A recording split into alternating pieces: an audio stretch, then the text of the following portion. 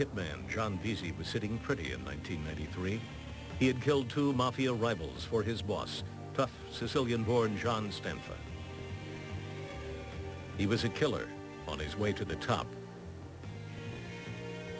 And then something unusual happened to John Veazey. He had a change of heart.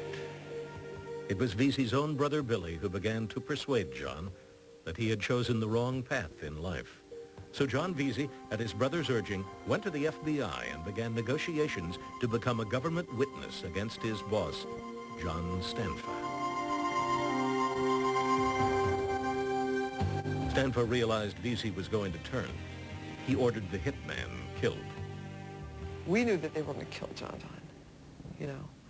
We knew they were going to kill John before Christmas of '93 because he was opening his mouth and he was just shooting his mouth off. John doesn't always use his head. He's just very wild. He's a little nuts, but he's a good guy. Two of Stanfa's thugs called Veazey to a meeting above this butcher's shop, saying they were going to train him to run Stanfa's gambling operation.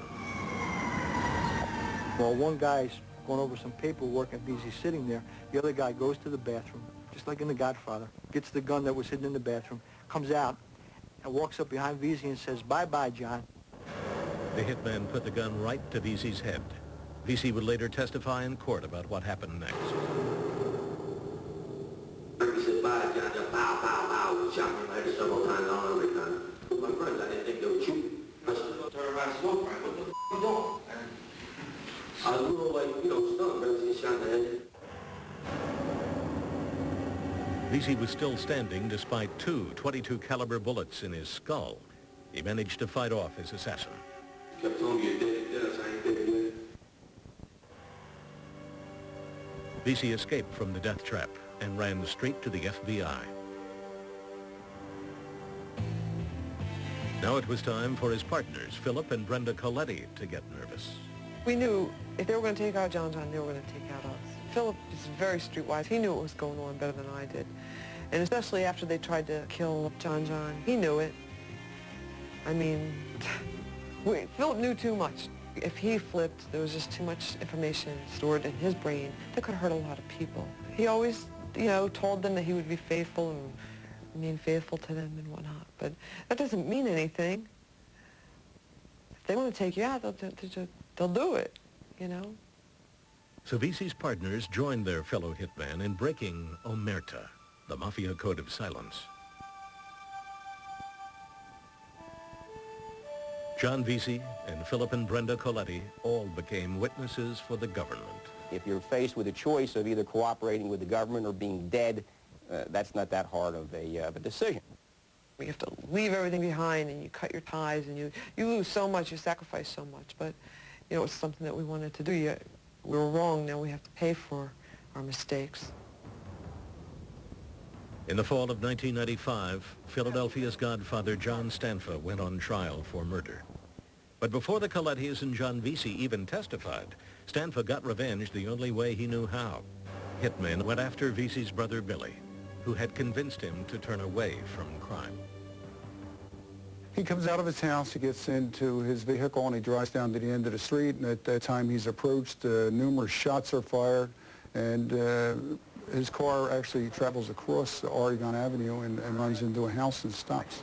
So it's early morning in South Philadelphia, and, you know, they just come out and they opened up on him. The brother of John Veazey was killed on a street corner in South Philadelphia on the day Veazey was to take the stand.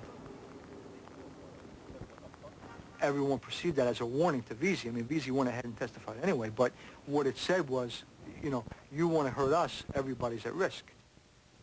What was that you were trying to do? Trying to kill George Molina.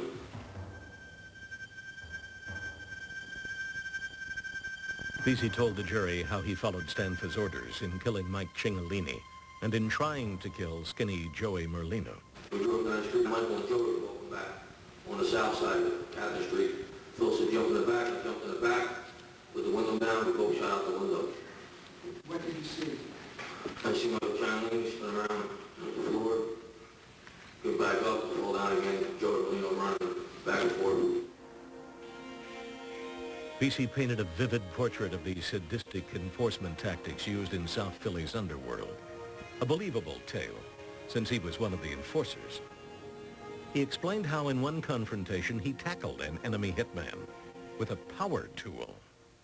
When he came in the house, I sat him down, smacked the face with a drill. Then I started drilling. I asked him, you ready to kill me? You know what I mean? I drilled him a few more times. I started drilling on his chest, his legs, on the side of his head, to rip his hair out, and pull out chunks of hair for the rotation. And then with a back grenade. Prosecutors believed that Vesey, despite the raw brutality of these admissions on the witness stand, managed to strike a chord with the jury. The jurors loved John Vesey. He was a street corner raconteur. He had that kind of that wise guy charm. He was, you have to see him. You have to picture John Belushi, samurai hitman, in the witness stand if you want to understand what John Vesey was like. And the jurors loved it. And he was self-effacing, and he was straightforward, and he didn't coat who he was or what he did, and he just laid it all out there. Vesey's partner, Philip Coletti, told the jury about his efforts to kill Merlino with a bomb on Stanfa's orders. Most of the time we would put it under his car. He always parked in the same place. And a couple of times there's a little brick wall over here. And we put trash in front of the brick wall. So, you know, he would walk by and get a better view. And who actually pressed the button? I pressed the button. Coletti and Vesey were persuasive witnesses. The jury believed that John Stanfa had given these orders to his hitmen. The verdict was guilty. And there were more guilty verdicts to come.